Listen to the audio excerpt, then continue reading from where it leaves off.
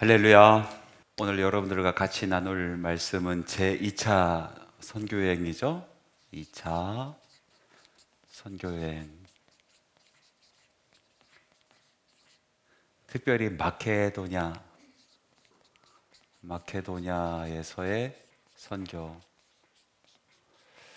1차 선교여행과는 다르게 2차 선교여행은 전적으로 성령께서 인도하시는 그런 선교 여행이 되었습니다. 물론 1차에서도 성령님께서 함께 하시고 모든 사역 가운데 역사하시고 아주 크고 놀라운 일들이 벌어지긴 했지만요.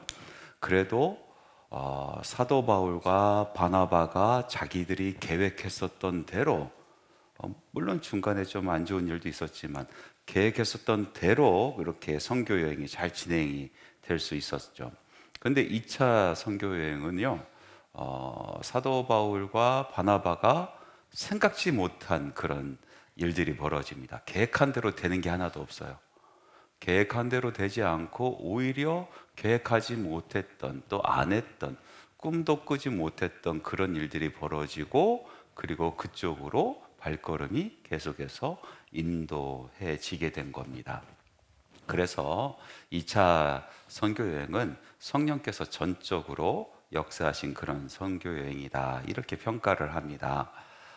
출발 때부터 그랬죠. 출발 때부터 원래 계획은 사도 바울은 바나바와 함께 1차 선교 여행 때 다녀왔던 그 행로 따라서 그대로 올라가면서 세웠던 교회들을 하나씩 하나씩 믿음으로 또 말씀으로 다시 새롭게 또 든든히 세우고 돌아올 그럴 계획이었는데, 시작부터 이상한 일이 벌어졌어요. 막 다툼이 일어났잖아요. 그건 계획에도 없었던 일이에요. 그래서 여러분 잘 알다시피 바울과 바나바가 아주 크게 싸우게 되죠.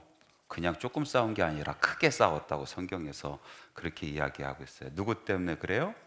마가 때문에 그랬어요. 그래서 바나바는 이제 마가를 데리고 선교 여행을 따로 떠나고, 그리고 바울은 실라를 데리고 이제 선교 여행을 떠나게 됩니다.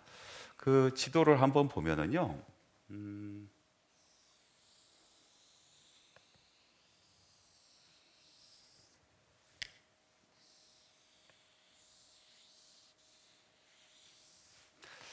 이게 지중해 연안입니다. 지중해. 아, 여기가 이제 구브로죠. 구브로. 그리고 수리아가 여기 있고요. 길리기아, 그다음 밤빌리아,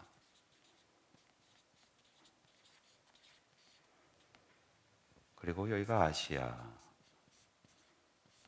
프루기아, 그리고 갈라디아. 이쪽으로 건너서 이제 마케도니아가 되죠.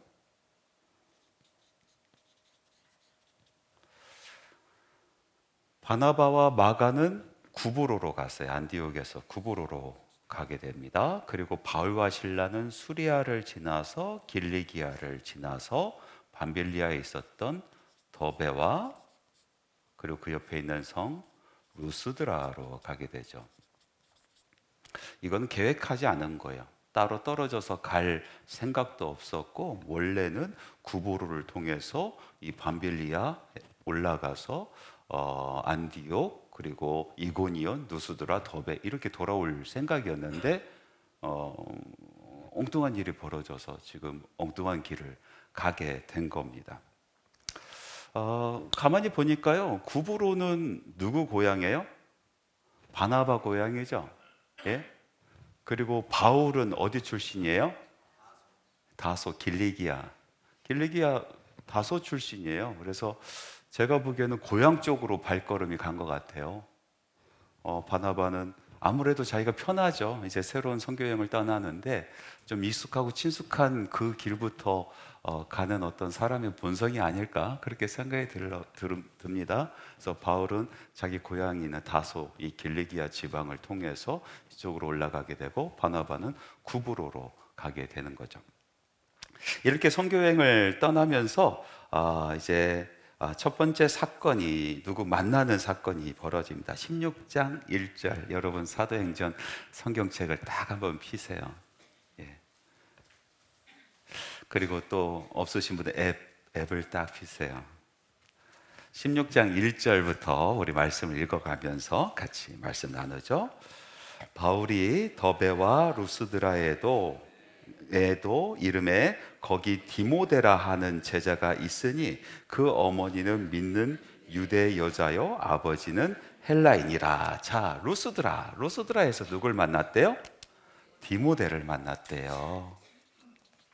디모데 어머니는 유대 사람, 아버지는 헬라 사람. 바울도 그렇고 바나바도 그렇고 이 사람들은 혈통 자체가 유대인이잖아요. 아빠, 엄마가 유대인이고 그 위에도 할아버지도 유대인이에요. 그래서 혈통 자체가 유대인이지만은 그러나 바울도 그렇고 바나바도 그렇고 어려서 이 헬라 문화권으로 이주를 하게 돼요. 그래서 헬라 문화권에서 자라난 그런 사람들이에요. 유대 문화도 잘 알고 그리고 헬라권에서 살았었던 헬라 문화에 아주 익숙한 사람들, 어려서 미국이나 다른 쪽으로 이민 간 사람들의 그 자녀들은 거기서 태어난 아이들은 2세라고 부르고 거기서 한국에서 태어났는데 어려서 간 친구들은 1.5세라 이렇게 불러요. 마찬가지로 바울과 바나바는 1.5세가 되겠죠. 근데 디모데는 어떤 사람이에요? 혼혈이에요, 혼혈. 1.5세도 아니고 혼혈이에요. 엄마는 유대 사람, 아빠는 헬라 사람. 혼혈이에요, 혼혈. 근데 이 디모데를 어디서 만납니까? 루스드라에서 만나요. 근데 루스드라는 아주 특별한 사건이 있었던 그런 곳이잖아요. 1차 전도 여행 때 아마 루스드라에서 사도 바울이 선포한 그 복음의 말씀을 받아들이고 예수 그리스도의 제자가 된 그런 가정인 것 같아요. 디모데도 그곳에 있었던 것 같고요. 그런데 이 루스드라에서는 사도 바울이 유대인들로 하여금 돌에 맞아 거의 죽게 된 그런 사건이 있었잖아요. 유대인들이 이고니온부터 쫓아와서 루스드라에서 사도 바울을 돌로 쳐 죽입니다. 그래서 완전히 죽은 줄 알았어요. 돌에 맞고 완전히 사람이 거의 숨도 꼴딱꼴딱 넘어가는 그런 상황. 이 사람 죽었다 해서 그 시체를 질질 끌고 나가서 성 밖으로 버려버리잖아요. 성 밖으로 버려버렸어요. 그런 사건이 있었던 곳이 루스드라인데 이곳에서 디모데가 있었다는 거죠. 근데 참 희한하게 사도 바울은 사울이었을 때 스데반 집사가 돌받는 그 현장이 있었잖아요. 아마 그때는 악독한 마음을 품고 있었지만은 그래도 돌 맞아 죽으면서 이 천사를 보고 모든 사람들을 용서하는 그 모습에 아마 사도 바울은 마음이 많이 흔들렸을 거예요. 스데반이 돌 맞아 죽는 그 현장에 사도 바울, 그러니까 사울이 그 자리에 있어서 이제 예수님의 제자가 되었던 그런 케이스가 되는데, 이 디모데는 사도 바울이 돌받는 그 현장에 아마 디모데가 있었던 걸로 그렇게 추정이 됩니다. 그래서 그 모습 보고 이제 예수님을 영접하고 그리고 예수님의 제자가 된 그런 케이스입니다. 근데 이 사람이 이제 혼혈이다 보니까 아마 이 아버지, 헬라 사람 이 아버지는 하나님을 잘 알지 못하는 그런 사람이었고, 유대의 어머니 또 그 외조모까지 전통적으로 믿음이 좋은 사람이었어요. 왜 그러냐면은 디모데가 할례 자라난 뒤로 자라나는 데까지 할례를 받지 않은 것을 보니까 아마 헬라 사람이어서나 아버지 영향이 더 컸지 않은가 그렇게 생각이 듭니다. 할례를 받지 않았어요. 그 다음 말씀 2절부터 읽어봅니다. 시작. 디모데는 루스드라와 이고니온에 있는 형제들에게 칭찬받는 자니. 3절. 이게 참 희한한 말씀이 여기에 있어요. 같이 읽습니다. 시작. 바울이 그를 데리고 떠나고자 할새 그 지역에 있는 유대인으로 말미암아 그를 데려다가 할례를 행하니 이는 그 사람들이 그의 아버지는 헬라인인 줄 다 알미러라. 자, 사도 바울이 디모데를 데리고 가는데 이제 선교 여행의 동역자로, 복음의 전파의 그 사역의 동역자로 이제 사도 베드로를 데리고 가는데 할례부터 시켰다는 거예요. 할례. 목사님, 지난 시간에 보니까 사도 바울이 헬라 사람들에게 할례 주는 것을 금하기 위해서 예루살렘까지 가서 그 언쟁을 벌이고 할례는 안 됩니다, 그렇게 주장을 했었던 그런 사람이 왜 디모데는 지금 할례부터 행하게 하고 데리고 갔습니까? 이거 사도 바울이 이때는 이렇게 하고 저 때는 저렇게 하고 하는 그런 사람입니까? 이런 오해가 있을 수가 있어요. 왜 그랬을까요? 사도 바울은요, 할례를 금한 적이 없어요. 할례가 필요 없다라고, 특별히 헬라 사람들에게 우리의 그 짐을 질 필요가 없다라고 얘기를 한 것이지 할례 반대론자가 아니에요. 자, 사도 바울은요, 율법주의자와는 다르게 복음주의자입니다. 복음을 위해서라면은 할례를 받을 수가 있는 거예요. 복음을 위해서라면. 복음을 위해서라면요, 할례를 금할 수도 있는 거예요. 율법주의자들은 행위 그 자체가 너무 중요한 거잖아요.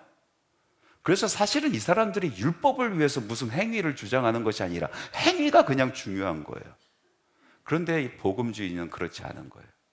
복음이 선포되고 예수 그리스도의 이름이 선포되고 사람들이 그 예수님을 믿는 그것이 너무나 중요해요. 그래서 그 사람이 할례로 인해서 예수를 믿게 된다라면 할례를 받는 게 맞다는 거죠. 할례를 받지 않아야 예수 믿는 사람이라면 할례를 안 받는 것이 맞다라는 거예요. 그런데 보세요, 유대 사람들은 할례가 그렇게 중요해요. 예수를 믿는 사람들도 할례가 참 중요하다라고 그렇게 여겼던 사람들이에요. 헬라 사람들은요, 할례가 별로 중요하지 않아요. 할례를 안 받아야 된다는 것이 아니라 할례가 그렇게 중요하지 않은 사람들이에요. 그렇기 때문에 이 디모데가 유대 사람들에게도 복음 전하고 헬라 사람들에게 복음 전하기 위해서는요, 할례를 받는 편이 이쪽에도 복음 전하기가 편하고 이쪽에도 복음 전하기가 편한 그런 상황이잖아요. 그래서 이 복음주의적 관점에서 할례를 받게 한 겁니다. 복음을 위해서.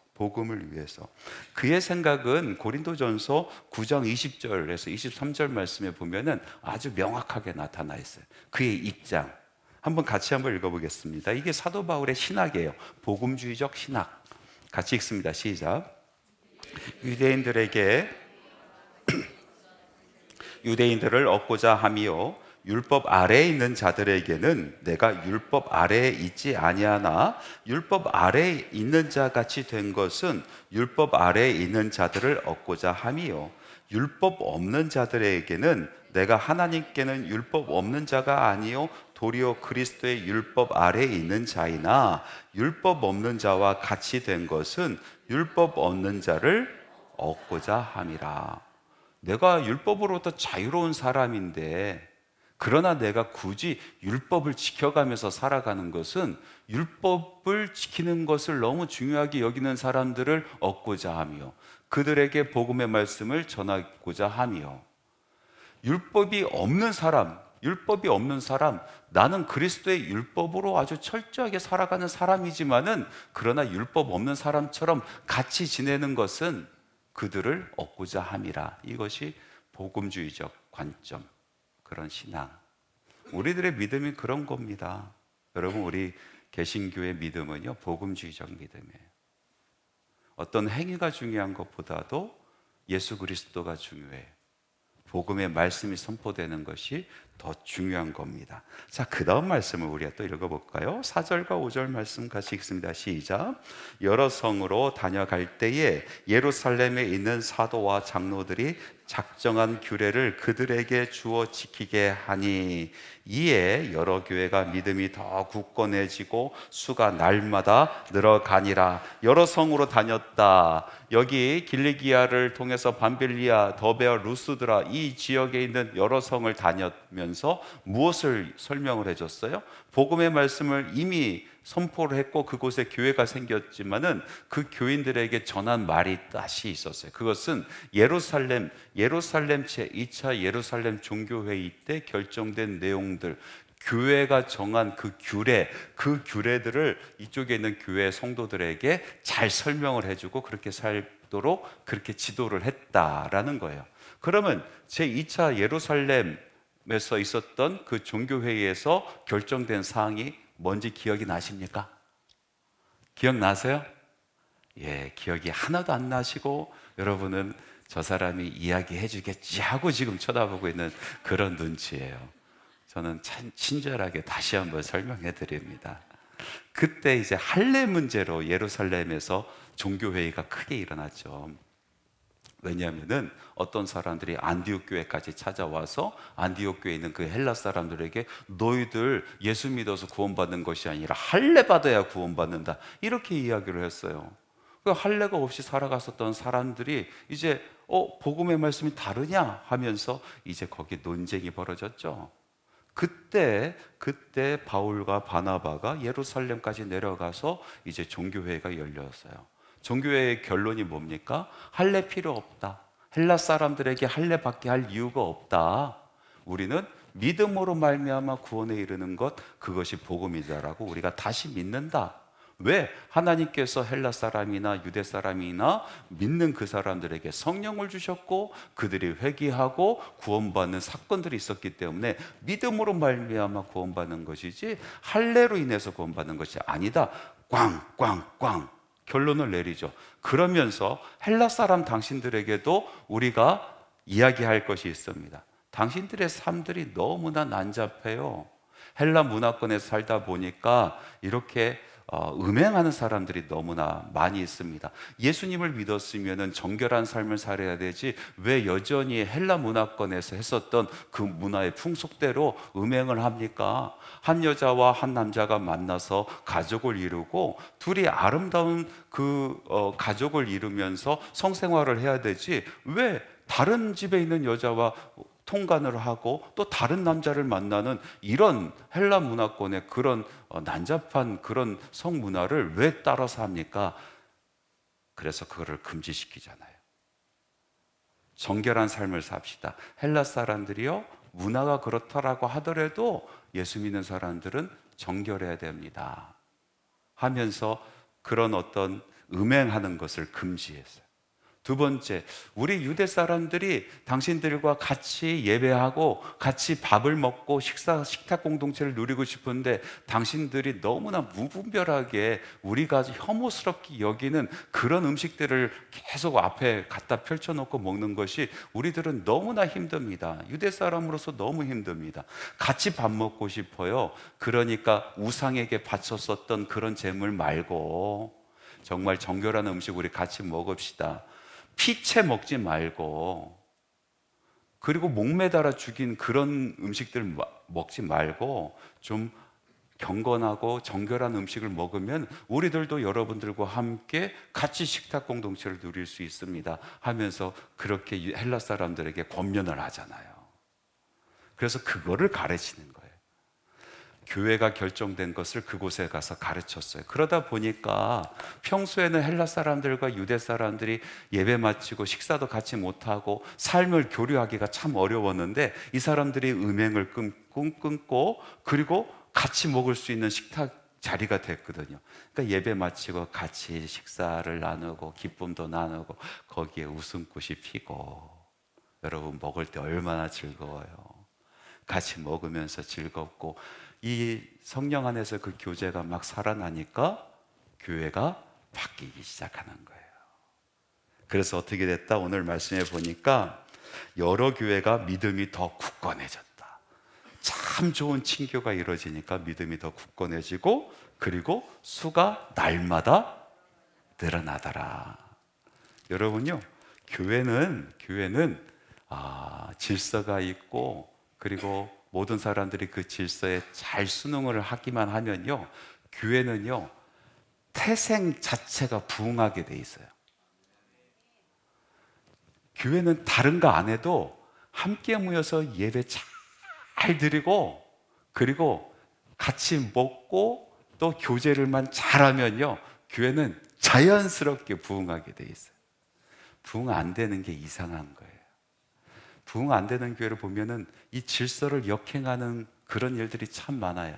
교회에서 정한 질서대로 한다라면은 참 순응하면서 부흥하게 돼 있는데 꼭 자기 고집 부린다. 꼭 자기 하고 싶은 대로 해요. 그 자기 하고 싶은 사람들은 교회도 안 나가.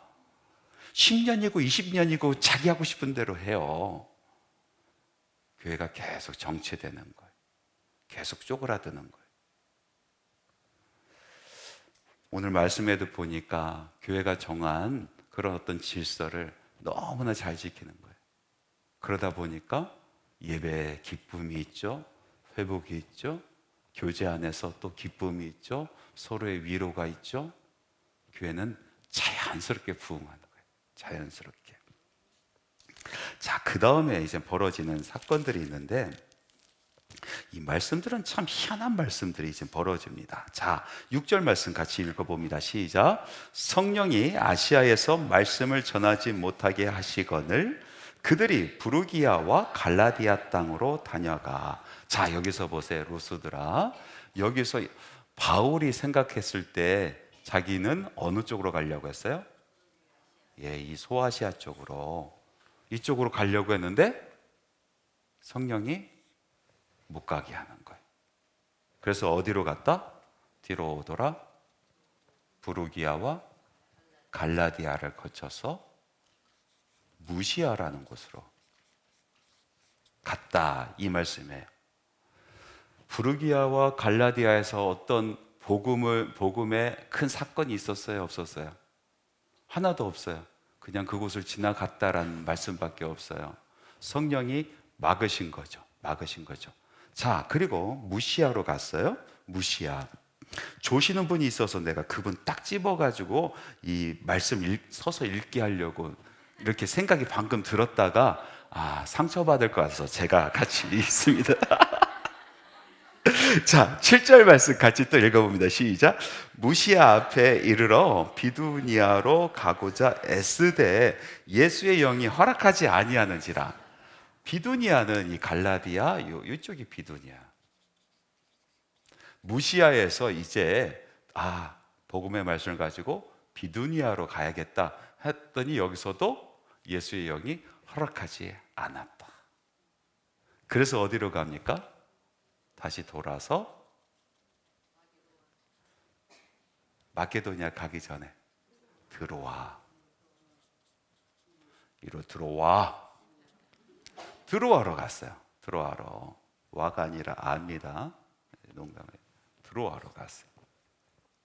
자, 이 들어와로 가서 자, 8절 말씀 이제 9절 말씀 봅시다. 시작. 밤에 환상이 바울에게 보이니 마케도니아 사람 하나가 서서 그에게 청하여 이르되 마케도니아로 건너와서 우리를 도우라 하거늘.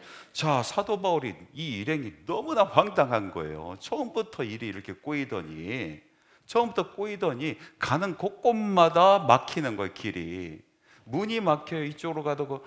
그래서 드로아는 항구 도시인데 항구 도시에서 저쪽 마케도니아를 바라보고 있는 거예요. 우리 이제 어떻게 하지? 계획이 다 무산됐는데 더 이상 나에겐 계획도 없는데. 그러면서 이 드로아에서 저쪽 마케도니아를 바라보고 있는데 환상이 보기 시작해요. 마케도니아의 어떤 사람이 이쪽으로 오세요, 이쪽으로 와서 우리를 도와주세요 하고 부르는 그 환상을 보게 됩니다. 여러분, 이 마케도니아부터는 본격적으로 유럽입니다. 유럽. 본격적으로 유럽. 그러니까 사도 바울도 이 복음을 가지고 처음부터 땅끝까지 갈 생각 없었어요. 땅끝까지 갈 생각이 없었어요. 고작 자기 고향 이쪽 조금 더 옆 동네 이 정도 아시아까지만 가도 내가 진짜 많이 갔다라고 생각을 했었던 사람이에요. 그러니까 꿈에도 유럽을 그린 적이 없어요. 이 사람은요, 로마까지 갈 생각도 처음부터 한 적이 없어요. 그리고 이 당시의 사람들은 땅끝이라고 하면은 스페인을 얘기한 거죠. 이쪽 끝에 스페인까지 생각하지도 않고 로마까지 생각하지 않고 유럽을 건너간다는 그 자체가 너무나 두렵고 떨리는 일이에요. 여러분, 다른 문화권, 그나마 이곳은 아시아 문화권 안에 들어가 있기 때문에 그나마 여기서 내가 무슨 활동을 하기에 수월하겠죠. 자신감이 있어요. 그런데 이 유럽 문화권으로 넘어간다는 것은 너무나 힘든 일이에요. 꿈에도 생각 못했던. 그런데 여기에서 드로아에서 성령이 계속 밀어. 그래 드로아 끝에까지 서게 만드신 거예요. 그리고 저 마케도니아를 바라보게 하세요. 그리고 환상이 뭐예요? 이쪽으로 넘어와서 나를 도와. 우리를 도와달라. 그 환상을 보게 하신 거예요. 환상을. 사도 바울의 한계를 이제 뛰어넘게 만드시는 거예요. 성령께서 끌어가십니다. 끌어가세요. 자, 이제 10절 말씀 같이 읽습니다. 시작. 바울이 그 환상을 보았을 때 우리가 곧 마케도니아로 떠나가기를 힘쓰니 이는 하나님이 저 사람들에게 복음을 전하라고 우리를 부르신 줄로 인정함이러라. 야, 엄청난 이제 도전이 시작이 되는 거예요. 가슴이 쿵쾅 뛰기 시작합니다. 저 유럽 땅으로 건너가서 어떤 일이 벌어질까? 지금까지 성령께서 역사했었던 그 역사심이 저 땅에도 동일하게 있을 수 있을까? 아주 뛰는 가슴을 갖고 그래 부르심 저 환상 하나님께서 부르심이다라고 인정했다는 거예요. 다 인정을 했어요. 그리고 그 땅을 건너가게 됩니다. 근데 여기서 우리가 한 가지 짚고 갈 게 있어요. 여러분, 닫힌 문이 있어요. 우리 인생 살다 보면 문이 닫힐 때가 있어요. 아무리 해도 열리지 않아요. 오늘 말씀해 보니까 이 사도 바울의 일행도 이곳이 닫히니까 다른 곳으로 가고자 애를 썼어요. 아주 애를 썼다고. 그러니까 닫혔으니까 내가 포기한다 이것이 아니라 그 닫힌 문을 붙들고 그 문을 열려고 얼마나 노력을 했는지 몰라요. 얼마나 기도도 많이 했겠어요. 그 문이 열리게 하기 위해서 문 열어 주십소서 아마 기도를 하고, 그리고 애를 썼다라는 것은 그곳으로 가고자 여러 가지 방법, 자기가 할 수 있는 최선의 방법은 다 동원했다는 거예요. 그런데도 닫힌 문이 있어요. 그런데도 닫힌 문이 있어요. 우리 인생 가운데도 닫히는 문이 있어요. 아무리 애를 써도, 아무리 기도하고, 아무리 내가 할 수 있는 모든 것을 다 동원하고, 인력을 동원하고, 힘을 동원하고, 아주 총동원해도 그 문이 절대로 열리지 않는 그런 닫힌 문이 있어요. 닫힌 문. 그때 참 답답하죠? 참 답답합니다. 그런데 성령께서 닫으신 문일 수도 있어요. 그렇게 닫으실 때는요, 반드시 성령께서 하시는 것이 있어요. 그건 뭐냐면은 반드시 다른 곳에 열린 문을 두세요. 반드시 열린 문을 두십니다. 그래서 이 문이 닫혔을 때에 절망하지 않고 갈 수 있는 길을 열어주십니다. 반드시 열린 문이 있어요. 그리고 그 열린 문에는요, 부르심이 있어요. 확신하게 하는 부르심이. 그 열린 문으로 갈 수 있게 하는 분명한 음성과 메시지의 부르심이 있어요. 순종하고 가십시오. 닫힌 것이 은혜가 될 수가 있어요. 닫힌 것이 오히려 복이 될 수가 있어요.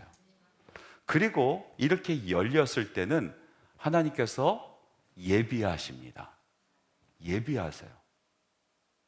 그곳에 가서 만날 사람, 나를 도울 사람이 반드시 있어요.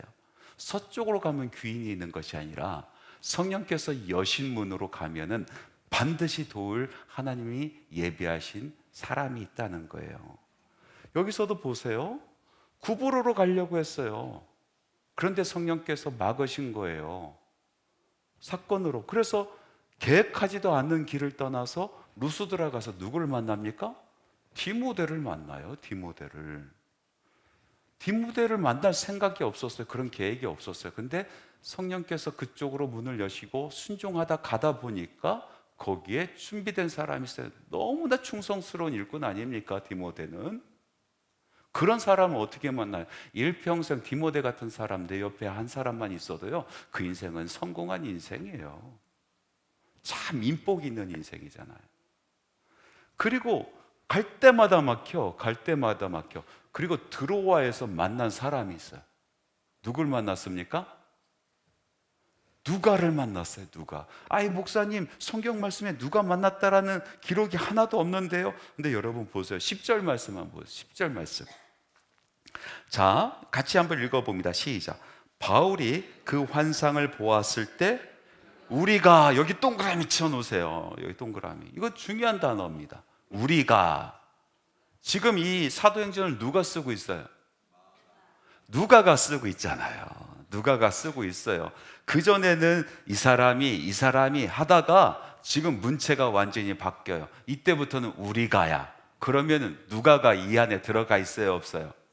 들어가 있는 거지. 그래서 다음부터 보세요. 계속해서 우리가가 나옵니다. 11절 말씀 보세요. 11절 말씀. 시작. 우리가 드로아에서 배를 떠나 사모드라게로 직행하여. 여기서 우리가 같이 갔다는 거예요. 13절 말씀에도 보십시오. 같이 읽습니다. 시작. 안식일에 누가가 이곳에 같이 있었어요. 이때부터 문체가 달라져요. 누가가 지금 쓰면서 내가 그곳에 있었기 때문에 우리가 같이 갔다는 거예요. 우리가 계획했다는 거예요. 우리가 노력했다는 거예요. 누가를 만났어요. 이 드로아에서. 누가라는 사람은 루카스,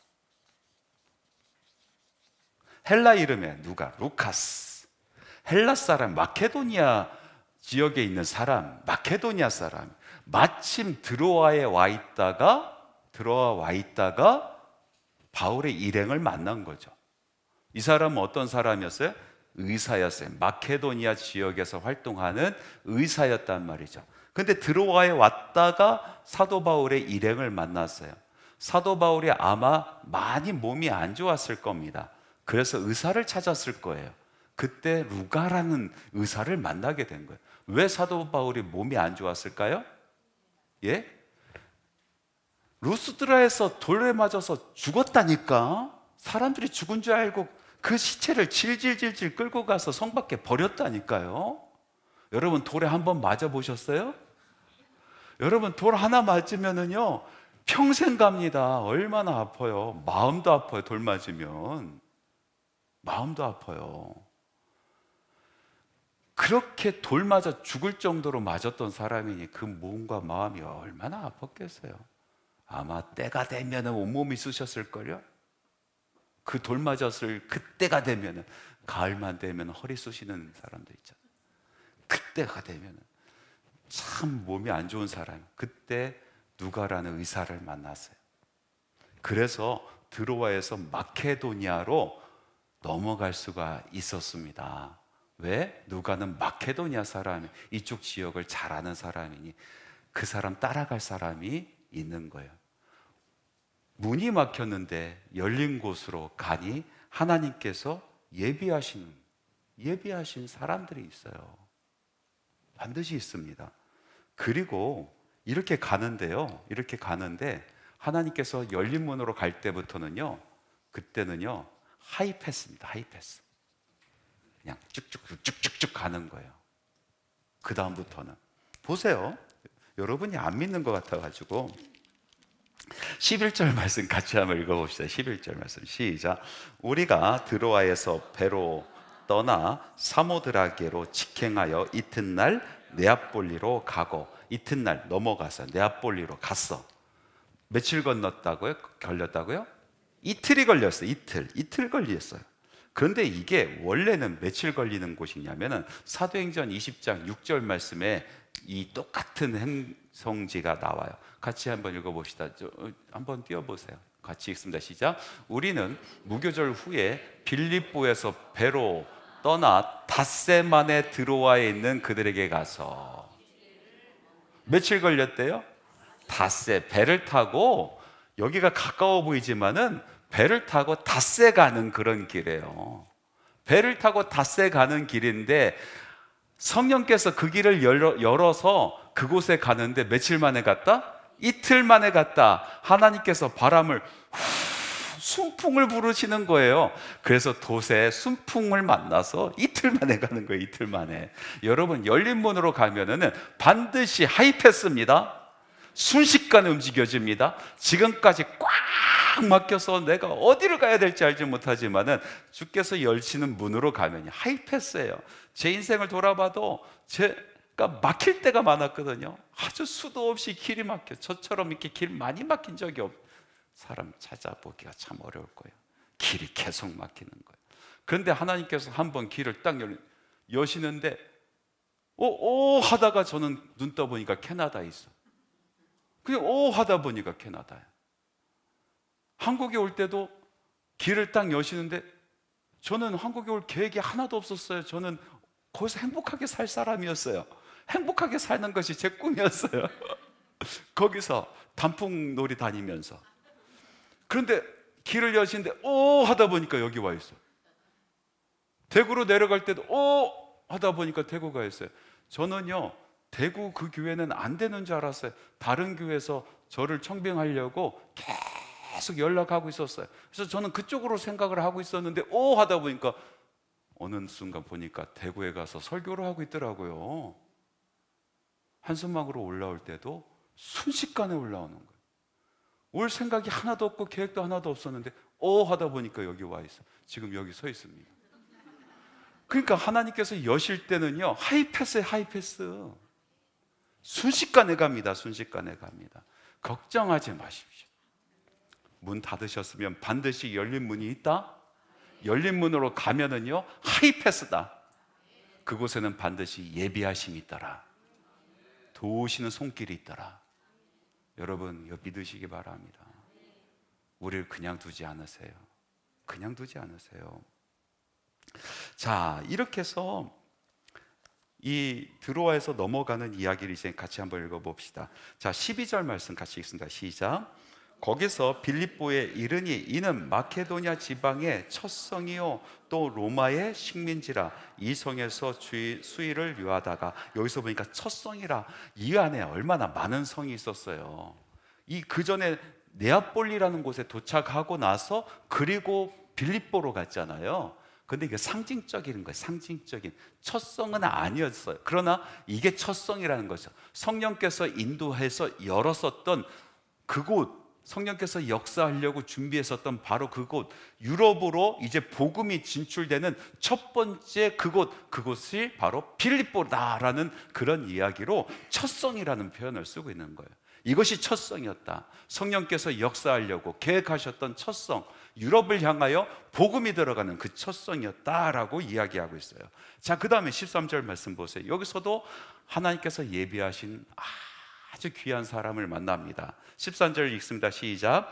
안식일에 우리가 기도할 곳이 있을까 하여 문밖 강가에 나가 거기 앉아서 모인 여자들에게 말하는데, 자, 이 빌립보에 가서 무엇을 해야 될지 알지 못해서 수일 동안 그냥 있었어요. 그러다가 안식일이 다가와서 우리가 기도를 해야지, 우리가 뭐 해야 될지 알지 못하는 이 순간에서 기도를 해야지 하면서 기도하러 기도초소를 찾았다는 거예요. 이곳에 지금 회당이 있어요, 없어요? 회당이 없어요. 유태인들은 있어요. 그러나 회당이 없어요. 왜 그런지 아십니까? 정족수 때문에. 정족수가 차야 회당을 세울 수가 있어요. 근데 정족수가 안 차는 거야. 정족수가 몇 명이었냐면 10명입니다. 10명. 10명 없겠어요? 그 큰 도시에 유태인 10명 없겠어요? 여자분들에겐 죄송하지만 남자 10명이에요. 남자 10명. 여자가 100명 있어도 소용없어. 1000명 있어도 소용없어. 남자가 10명 있어야 회당을 열 수가 있어요. 근데 그 정족수가 차지 안에서 이곳에 회당이 없는 거예요. 그 대신 그러면은 하나님을 섬기고 안식일날 기도하고자 하는 사람들이 있을 거 아니에요. 그 사람들이 강가에 모여서 기도소를 만들어요. 기도소. 함께 모여서 기도하는 장소. 기도소. 그 기도소로 가게 된 거예요. 문밖 강가 기도소로 갔더니 그곳에 이 신실한 여자들이 모여서 하나님께 기도를 하고 있는 그 현장을 본 거예요. 거기서 이제 같이 기도하다가 말씀을 전했다고 해요. 말씀을 전했어요. 자, 그 다음에 14절 말씀 같이 읽습니다. 시작. 두아디라 시에 있는 자색 옷감 장사로서 하나님을 섬기는 루디아라 하는 한 여자가 말을 듣고 있을 때 주께서 그 마음을 열어 바울의 말을 따르게 하신지라. 15절 시작. 그와 그 집이 다 세례를 받고 우리에게 청하여 이르되 만일 나를 주 믿는 자로 알거든 내 집에 들어와 유하라고 라 하고 강권하여 머물게 하니라. 이곳에서 누구를 만납니까? 옷감 장사 루디아를 만나게 됩니다. 그냥 옷감이에요? 그냥 옷감이에요? 자색 옷감. 이 당시에 자색 옷감은 아무나 입는 것이 아니에요. 이 자색 옷감은 너무나 귀한 거예요. 누가 입을까요? 왕족, 그리고 귀족, 그리고 돈 꽤나 많이 번 사람, 그 사람들만 입을 수 있는 그 옷감이 자색 옷감이에요. 자색 옷감. 이 유럽, 이 로마가 이제 이쪽에 있잖아요. 로마와 이 유럽에서 정말 꽤나 사는 사람들에게 이제 옷감을 제공하는 루디아라는 사람이 있었다는 거예요. 루디아. 근데 이 사람이 어디 출신이에요? 두아디라. 여기가 아시아, 소아시아잖아요. 여러분 요한계시록에 보면 7교회가 나오죠. 아시아의 7교회. 에서버두사빌라 이렇게 있어요. 두아디아가 여기 있잖아요. 두아디아. 이쪽 지역에서 조개를 생산하는 걸 가지고 염료를 축출하는 그런 아주 놀라운 기술이 있었어요. 그 두아디아 출신이에요. 두아디아 출신. 여기서 공장을 마련을 해서 거기서 옷감을 짜고 그리고 염색을 해요. 세계의 아주 최고급의 자색 옷감을 이곳에서 만들어내는 거예요. 그리고 이 루디아라는 사람이 얼마나 대단한 여자였냐면 여기서 있는 것을 유럽에다 팔 생각을 하는 사람이에요. 아주 엄청난 사업가죠. 그래서 어디까지 와 있어요? 빌립보에 지사를 두고 유럽으로 향해서 이 루디아 이 자색 옷감을 팔려고 이 빌립보에다가 지사를 마련해 놓고 거기서 장사를 하고 있는 그런 사람이란 말이죠. 공장은 여기다 두고 판매를 위해서, 판촉을 위해서 빌립보에다가 지사를 두고 했었던 엄청난 사업가. 근데 이 루디아라는 사람이 이름이 루디아가 아니에요. 그것은 지역 이름입니다. 이쪽 지역에 있는 지금의 터키 서쪽에 있는 지역의 이름이에요.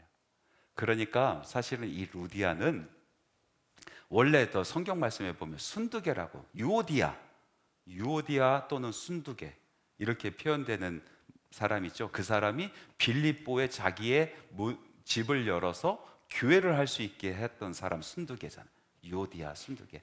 그러니까 루디아의 본명은 아마 유오디아 아니면 순두개로 보는 거예요. 그럼 루디아라는 이름 뭐냐?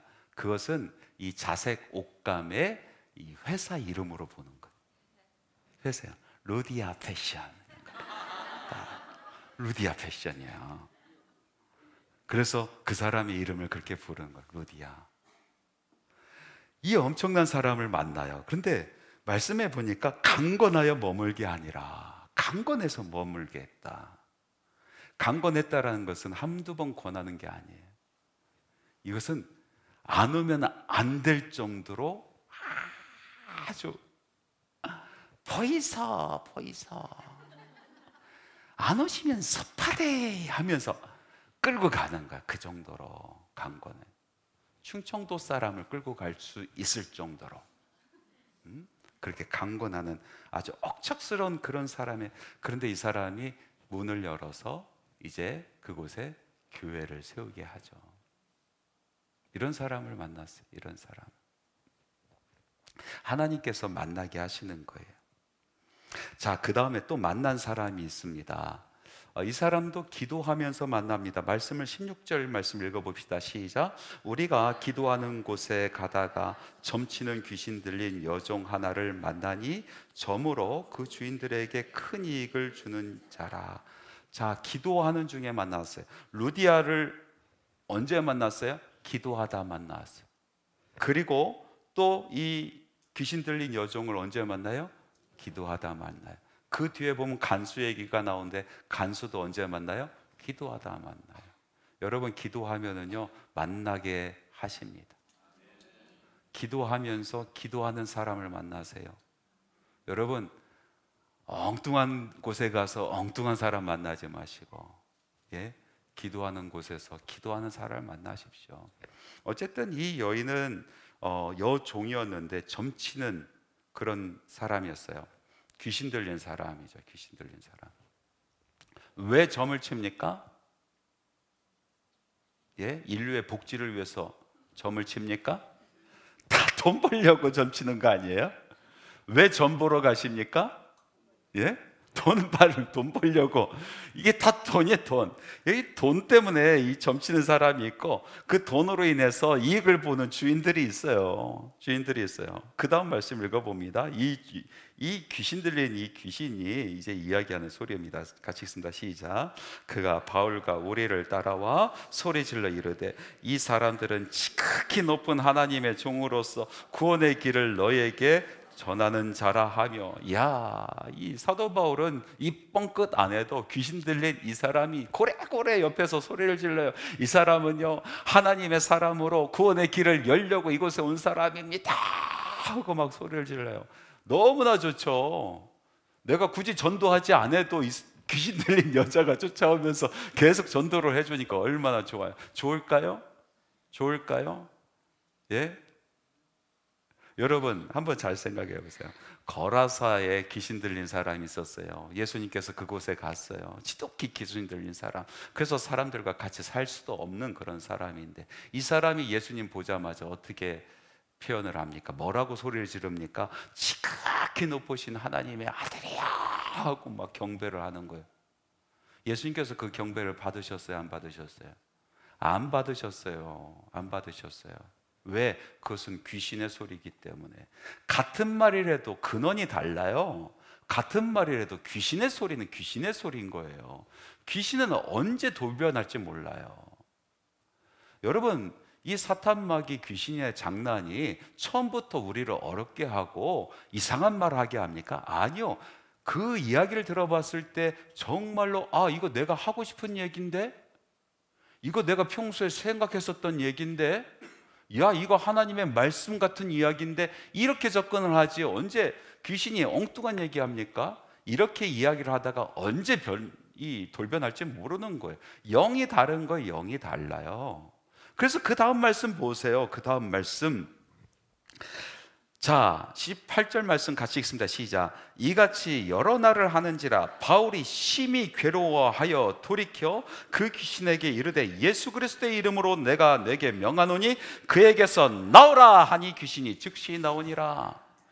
괴로운 거 영이 다르니까 괴롭지, 똑같은 말을 하더라도, 내가 하고 싶은 말을 하더라도 영이 다르니까 괴로운 거죠. 이것은 귀신의 이야기라니까. 여러분, 우리가 요즘에 살아가면서, 현대를 살아가면서 나와 똑같은 생각, 똑같은 이야기를 한다라고 여러분 다 같은 것이 아닙니다. 내 생각, 내 철학을 이야기한다라고 같은 게 아니란 말이죠.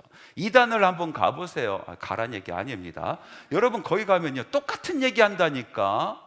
어떤 분은 그렇게 얘기하더라고요. 아들 때문에 아들이 신천지에 빠져가지고 그렇게 기도를 하는데, 나중에 그 집에 신방을 갔더니 이런 얘기를 해요. 하나님, 그래도 똑같은 하나님 믿는, 저한테, 목사님, 그래도 똑같은 하나님 믿는데 같은 믿음 아닌가요? 아이고, 속 터져. 영이 다르다니까. 영이 다르다니까. 귀신이 하는 얘기를 왜 믿어요? 언제 바뀔지 모르는데. 파고 들어가 봐. 계속 파고 들어가 봐. 귀신의 얘기, 귀신의 얘기. 같은 얘기라고 여러분 믿어서는 안 되는 거예요. 누가 이야기하느냐가 중요해요. 무슨 말을 하느냐가 중요한 것이 아니라 그 사람이 어떻게 살아갔느냐, 그 영이 어떤 영인가, 이게 더 중요하다라니까요. 사도 바울은요, 이 이야기 얼마나 편해. 나는 이야기 하나도 안 했는데 여기서 복음의 말씀을 더 선포를 더 크게 해주니, 며칠을 따라다니면서 확성기처럼 이야기를 해주는데 편하지. 그런데 싫은 거예요. 왜? 영이 다르니까. 불편한 거예요. 괴로운 거예요. 그래서 돌이켜서 예수 그리스도의 이름으로 명에서 귀신을 쫓아냅니다.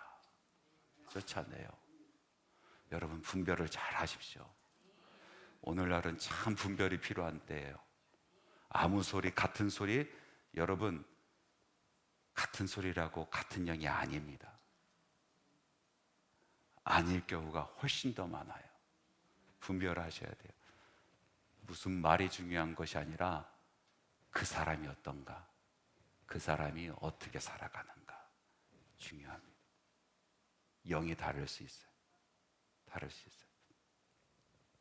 그러고 나서 이 사건이 벌어져요. 이제 이 귀신이 처음에는 막 도와주는 것처럼 그렇게 하다가 이제 본색이 드러나는 거예요. 귀신의 본색. 그 새빨간 거짓말쟁이 사탄 마귀의 본색이 다음 시간에 이야기를 하겠습니다. 기도하겠습니다. 참 좋으신 하나님 감사합니다. 하나님의 말씀으로 복음이 우리 성령님의 도우심으로 문이 열리고 퍼져나가는 귀한 말씀을 들었습니다. 주님, 우리에게도 역사하여 주옵소서. 복음 맡은 자의 발걸음을 인도하여 주옵소서. 문을 열어주시고 예비하여 주시옵소서. 하나님의 귀한 사역을 감당하기를 원하오니 주님, 주의 종들에게 은혜 위에 은혜를, 권능 위에 권능을 덧입혀 주시옵소서. 예수님의 이름으로 기도합니다. 아멘.